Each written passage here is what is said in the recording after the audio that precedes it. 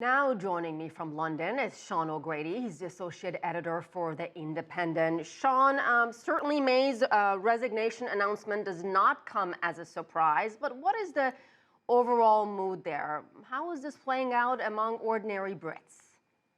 Well, I would say that you are right, that it has been expected for quite a long time. And we had elections in this country recently for the local councils and for the European Parliament. And the results of the European ones aren't out yet. But that showed a great deal of frustration amongst the British people with Brexit generally. On the one hand, there are some people who just want us to get on with it, as they say, and get out of Europe on whatever terms we can get.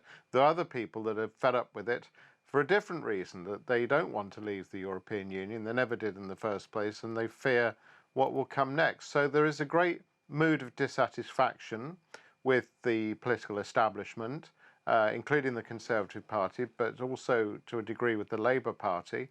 And some of the smaller parties, including a specifically pro-Brexit party, have been picking up very, very considerable public support. So it's washed over into the party system in quite an extraordinary way.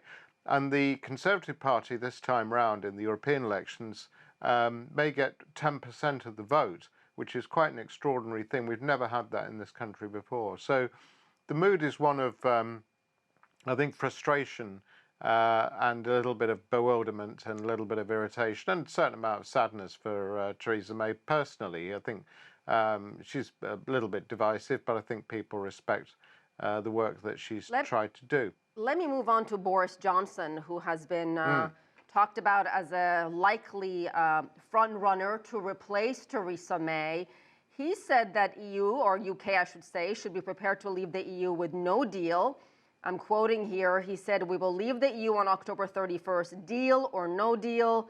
Of course, Boris Johnson, how is this going to affect his chances of becoming prime minister? Well, I have to say it will do them no end of good, because what you have to understand at the moment in the British Conservative Party is they have a funny way of selecting their leader.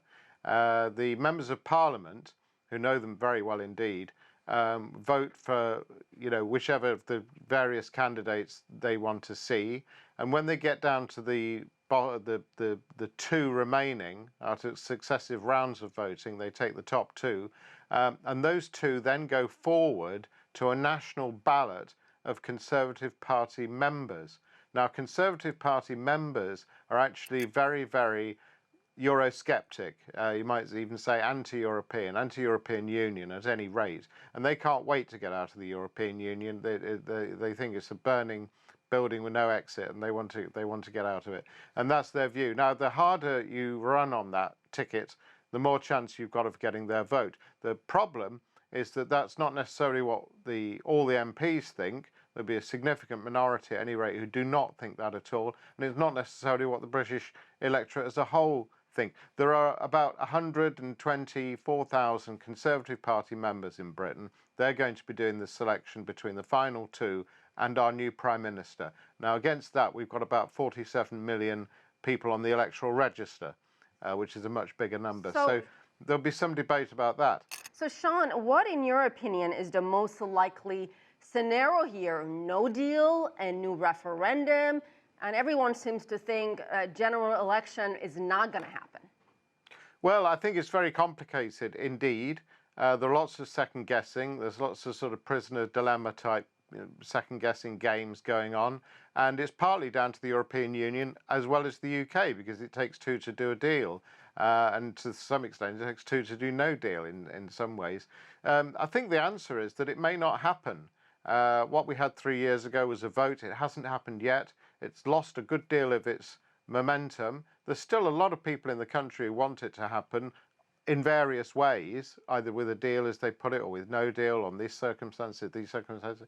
But it is perfectly possible it won't happen at all, or it'll be delayed again, or the country will have to have another vote, put it back to the people. That's something that my organisation, The Independent, has been campaigning for, because it's really the only way to break the deadlock and to get a democratic mandate for whatever it is the country does do next. And the Parliament and the voting virtually every indicator you can get, the polling as well, shows that the country is still split roughly 50-50 down the middle. So we have to be able to make a decision. Parliament can't do it. They keep getting deadlocked about different votes and so on. Boris Johnson, whoever the new Prime Minister is, it might be a fellow called Dominic Raab, who's got a similar agenda.